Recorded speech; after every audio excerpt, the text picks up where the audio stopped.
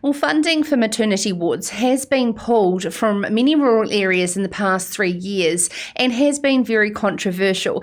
For many in Southland, they will know about Lumsden's maternity centre being downgraded to a maternal and child hub.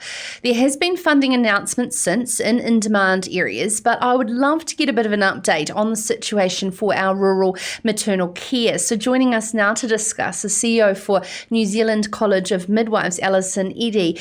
Welcome to Sarah's Country, Alison. Hi, thank you for inviting me to talk tonight. Oh, it's a very important part of our rural communities and the heartbreaking stories of mothers giving birth on the side of the road, huge distances to these birthing centres. Could you just give us a little bit of an update on how far we've come in the past 3 years?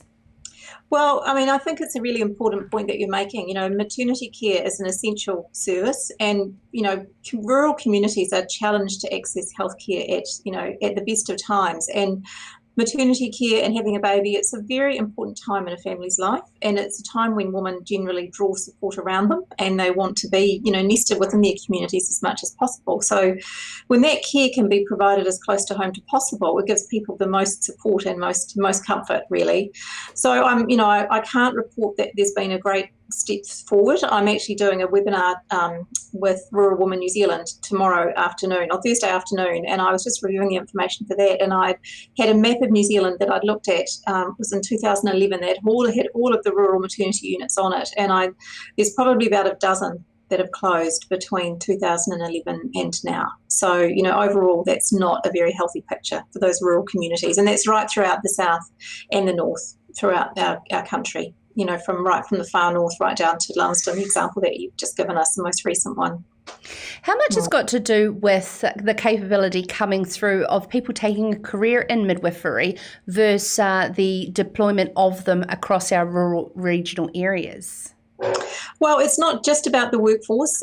There are shortages, definitely, and our rural communities can be challenged to recruit and retain rural midwives. And that's not so much about a willingness of women to become midwives, and we actually have quite an effective education model. It's a devolved model, so women from rural communities can often spend, or provincial centres can often spend, a large part of their degree program within their own centres and not needing to travel out of them. And that's been a deliberate strategy that was put in place a number of years ago, and recognising, and a health workforce that's recognised if you train rural people, they'll generally want to stay and remain and work rurally. And we've been very successful in that in midwifery, but what we haven't been successful at is retaining them, because the work is hard. It's not for the faint-hearted, but it's not well remunerated. The funding model is really not fit for purpose for rural practice, because of the way that the funding's weighted to different elements of care, and also the costs of providing a service in a rural community are huge, and travel is a really big part of that.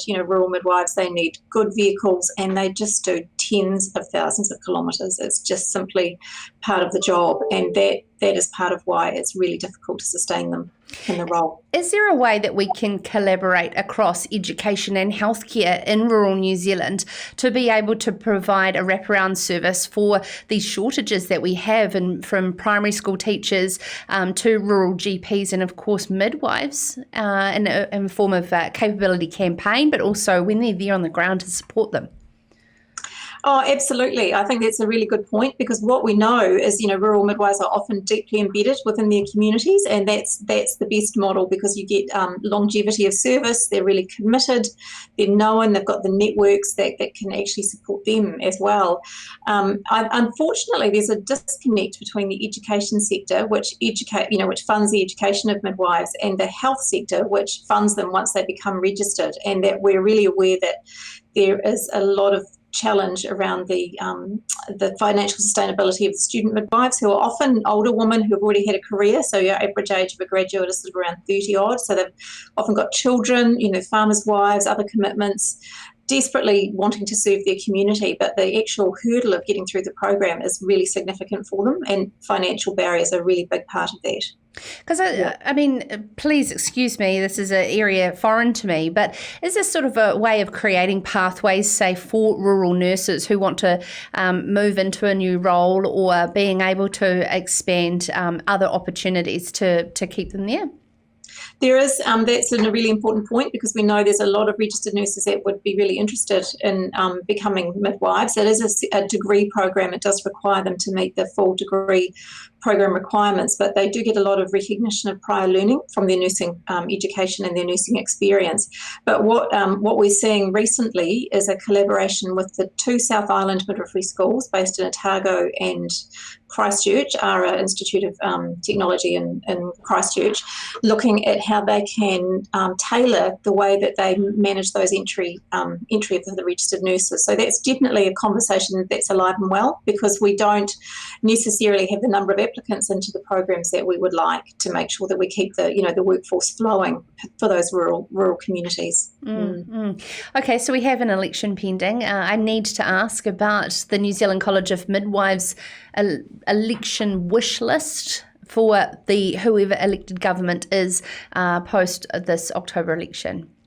Well, one thing I think has been really interesting hearing this government's pledge to make funding available for for trades or for workforces to reduce the financial barriers, but you listen to the workforces they're promoting, they're all the trades and all the male-dominated workforces. So we would really like the government to turn its mind, or whichever government becomes voted in after the election, to turn their mind to how they could apply that philosophy across the female-dominated workforces, which really struggle, midwifery being one of them, a very, very specialised degree, a really, challenging degree, but as I said, an essential and crucial workforce for the health and wellbeing of our community. So I think that's something that could be, we would really like to see the government consider. Is there any particular funding decisions that you would immediately want to reverse should you be in the Ministry of Health position, Alison, in the last 3 years? I mean, Lumsden caused so much heartache for a lot of southern communities.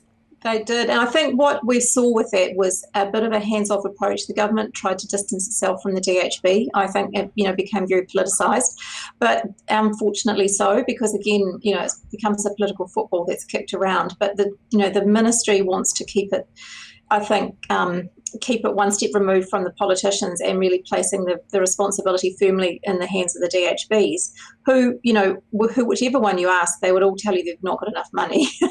And they just don't prioritise things like rural maternity services, unfortunately. So, yes, I think that could be something. And I think the other point is that those rural maternity units not only provide a service to local women, an essential service, they actually provide a backbone to support the rural maternity workforce. So what we've seen now in Lumsden is the midwife who was residing there, who was married to the local GP, committed local woman, has decided to stop providing care because it simply makes her job too hard, being so far from a facility. So that's, the symbiotic nature really of those rural units and the workforce is an absolutely important point that the DHBs don't often understand when they decide to close them.